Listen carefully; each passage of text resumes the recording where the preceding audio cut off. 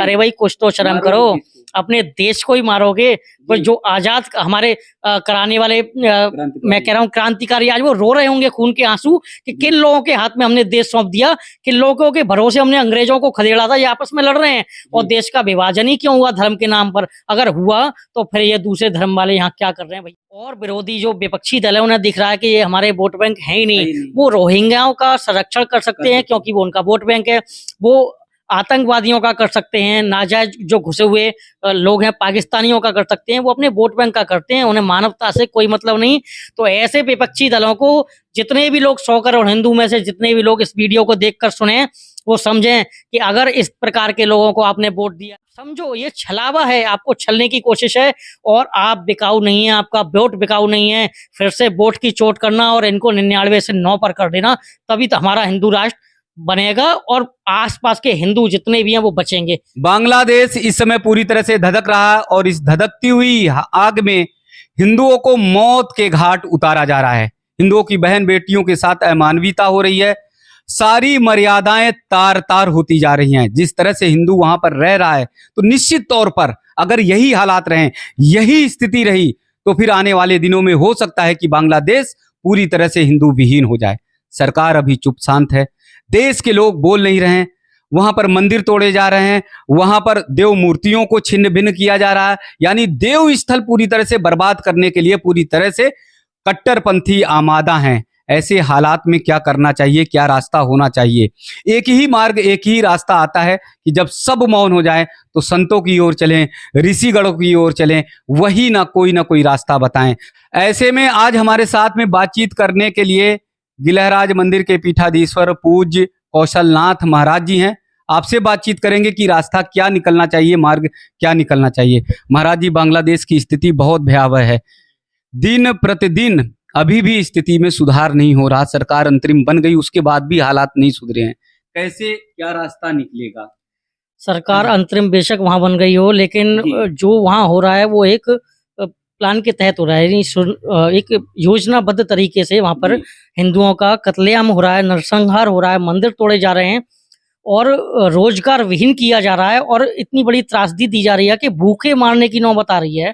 तो ये योजनाबद्ध तरीके से, यानी कि सरकार बेशक वहां कितनी बदल जाए, उनकी मानसिकता बदलने वाली नहीं है। और हम तो वक्त वक्त पे कहते रहते हैं कि बांग्लादेश एक वहां देख रहे हैं, आप अपने देश में देखिए, आप अपने शहर में देखिए, कितने मोहल्ले बांग्लादेश हैं जहां वो देखते हैं कि बहुसंख्यक हो गए, हिंदू अल्पसंख्यक होते ही वो अपना रंग दिखाना शुरू कर देते हैं। तब तक ही शांत हैं जब तक हमारी संख्या अच्छी खासी होती है, हम बहुसंख्यक होते हैं। आप अपने हरिगढ़ क्षेत्र में कई मोहल्ले ऐसे हैं जहाँ हिंदू अल्पसंख्यक है, उनकी क्या स्थिति है, दुकान बेचकर, घर बेचकर वो लोग जा रहे हैं। तो बांग्लादेश के मामले में हमारी भारत सरकार और भारत के सभी हिंदुओं को एकजुट होकर एक स्वर में उनके साथ खड़ा होना चाहिए और ये कोशिश करनी चाहिए कि बांग्लादेश के जिस हिस्से में हिंदू बहुतायत रह रहे हैं अभी, वो पूरा हिंदू राष्ट्र ही घोषित कर देना चाहिए, क्योंकि इसके अलावा और कोई विकल्प ही नहीं है। क्योंकि हिंदुओं के पास ना रोजगार है, ना खाने को है, कोई विकल्प नहीं है। तो अपनी रक्षा कैसे करेंगे, अपनी सुरक्षा कैसे करेंगे? अपनी बहन बेटियों की सुरक्षा भी नहीं कर पा रहे हैं। तो निश्चित रूप से भारत सरकार को भी सामने आना चाहिए।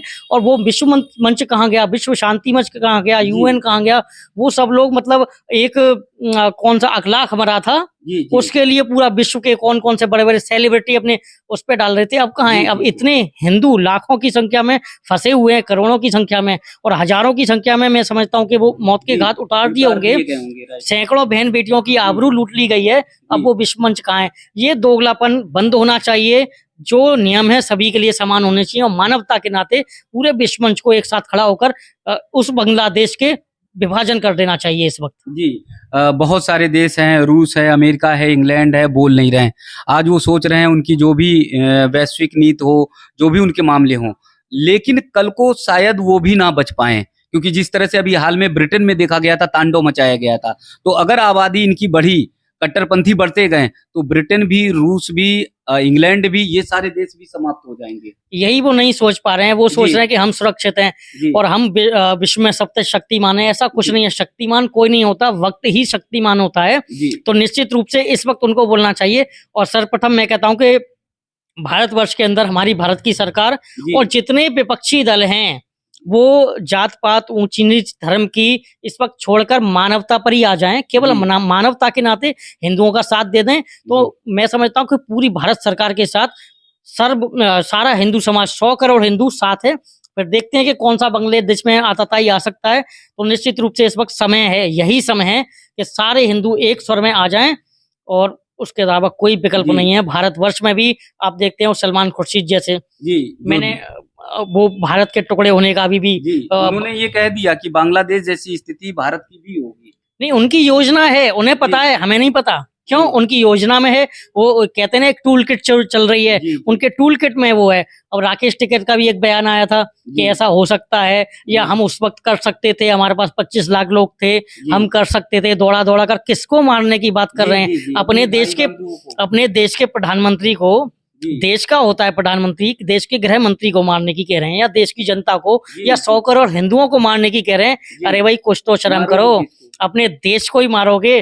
पर जो आजाद हमारे कराने वाले, मैं कह रहा हूँ क्रांतिकारी, आज वो रो रहे होंगे खून के आंसू कि किन लोगों के हाथ में हमने देश सौंप दिया, किन लोगों के भरोसे हमने अंग्रेजों को खदेड़ा था। ये आपस में लड़ रहे हैं, और देश का विभाजन ही क्यों हुआ धर्म के नाम पर? अगर हुआ तो फिर ये दूसरे धर्म वाले यहाँ क्या कर रहे हैं? भैया जाइए। और हिंदू मुस्लिम एकता तभी बनी रहेगी, रिश्तेदारी भी तभी होती है जब दूर की होती है। तो फिर ये सब चीजें विवाद नहीं होना चाहिए। आप अपने धर्म में खुश, अपने धर्म के प्रति ईमानदार रहिए, दूसरे धर्म को गालियां ना दिए, सब प्रसन्न रहेंगे, सब अच्छे रहेंगे। बांग्लादेश में जो पुराने देव स्थल थे, जो देव स्थान थे, उन सबको तबाह कर दिया जा रहा, पूरी तरह से मूर्तियों को खंडित किया जा रहा है, तोड़ा जा रहा है। इस तरह की अमानवीयता तो कभी नहीं देखी गई महाराज। वही तो सोचने में आ रहा है कि वहां ऐसा क्यों किया जा रहा है।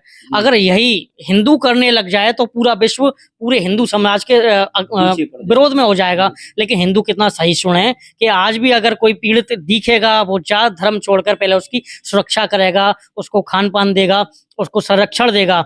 और संरक्षण के नाम पे कितने रोहिंग्या यहाँ आ गए, कितने मतलब विदेशी यहाँ बस रहे हैं। तो हमारे क्या 1-1.5 करोड़ हिंदू नहीं बच सकते क्या भारतवर्ष की इस धरती पे? उनको संरक्षण देना चाहिए और टुकड़े करने चाहिए उस बांग्लादेश के।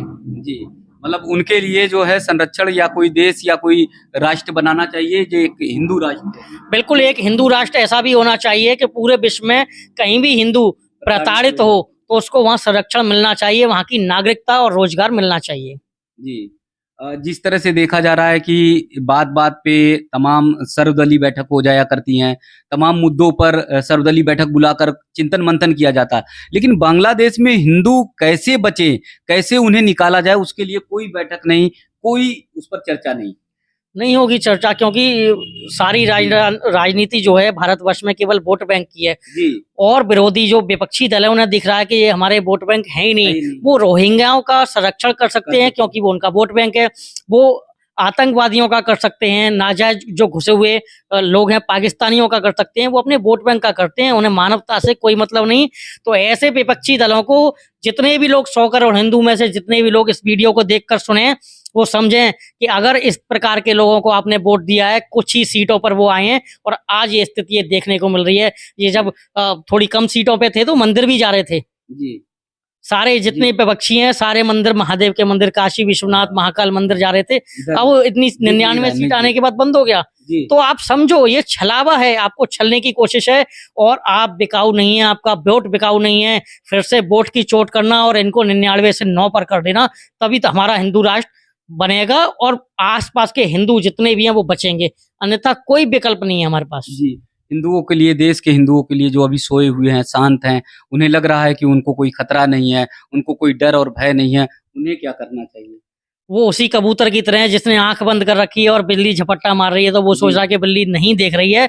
ऐसा नहीं है मेरे भाइयों, खतरा आपके ऊपर प्रत्येक क्षण मंडरा रहा है। तो निश्चित रूप से सजग होने की आवश्यकता है और हमें देखना है हम किसकी संतान है, कौन हमारे पूर्वज रहे, महाराणा प्रताप, छत्रपति शिवाजी, ऐसे वीर योद्धाओं की हम संतानें हैं। तो जहां भी हमें मोबाइल रखते हैं हम इतना कीमती, तो कुछ ऐसा भी अपने घर में रखना चाहिए जिससे हमारी बहन बेटियों की सुरक्षा हो। कुछ ऐसा भी हम पे चलाना आना चाहिए जिससे कि सभी की सुरक्षा हो, संरक्षण हो। तो निश्चित रूप से जागने की आवश्यकता है, संघ से जुड़ने की आवश्यकता है और हर प्रकार के दंड चलाने की आवश्यकता है। वो सीखना अनिवार्य कर देना चाहिए बच्चियों के लिए भी। मतलब कम से कम अपनी आत्मरक्षा तो कर सके। आत्मरक्षा के लिए शिविर लगने चाहिए समय समय पर, जैसे हमने भी यहाँ बच्चियों के लिए एक शिविर लगवाया था आत्मरक्षा के गुर सिखाने के लिए, जी ताइक्वांडो वगैरह, दंड वगैरह। तो इस तरह के शिविर लगने चाहिए।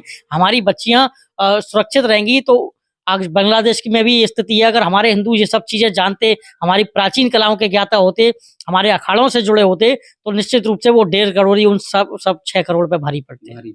जी भारत का इतिहास रहा है जहां पर महाराणा प्रताप की सेना 10,000 की रही, मुगलों की सेना 1 लाख की रही, लेकिन उन्होंने हराया और जी परास्त बिल्कुल। किया। और 40 सिखों की कहानी, जी, चमकौर जी। का युद्ध, वो कौन सा हाँ, भूल सकता है। जी, ये 10 लाख सैनिक मुगलों के और जी। 40 सिखों चमकौर के युद्ध में जी। गुरुदेव को नहीं पकड़ पाए, जी विजय हुई उसमें। तो जी। निश्चित रूप से हमारा इतिहास बहुत मजबूत रहा है, उसको जानने की आवश्यकता है, समझने की जी, आवश्यकता है। उन इतिहास से दूर होने के कारण परिणाम कुछ लोगों को बिल्कुल भुगतना बिल्कुल, पड़ा। हम पाश्चात्य की तरफ चले गए हैं, पाश्चात्य संस्कृति की तरफ। और हम ये नहीं देख रहे कि पाश्चात्य वाले तो हरे कृष्ण हरे राम कर रहे हैं, जी, हमारी संस्कृति में आ रहे हैं, क्योंकि शांति केवल सनातन में है। अगर हम सनातन के साथ जुड़ेंगे तो निश्चित रूप से विश्व में कोई भी हम पे हानि नहीं पहुंचा सकता, क्योंकि सारी चीज वेद से ली हुई है। चाहे वायुयान से लेकर जितनी भी तकनीक है विश्व में, जी हमारे वेदों की तो रचना है ही। जी जी। तो सभी का यही चिंतन और मंथन है कि हम अपनी परंपराओं को भूलते गए, अपने गौरवशाली इतिहास को भूलते गए, अपनी शक्ति को, अपने साहस को भूलते चले गए, और इसी का परिणाम है कि बांग्लादेश में हिंदू वहां पर अपने आप को असहाय समझ रहा है। लेकिन सबसे बड़ी चेतावनी, सबसे बड़ा संदेश भारत के हिंदुओं के लिए है कि अगर आप अपने गौरवशाली इतिहास से परिचित नहीं हुए, अगर आप गौरवशाली इतिहास की ओर नहीं चले, तो आपके ऊपर भी खतरा मंडरा रहा है।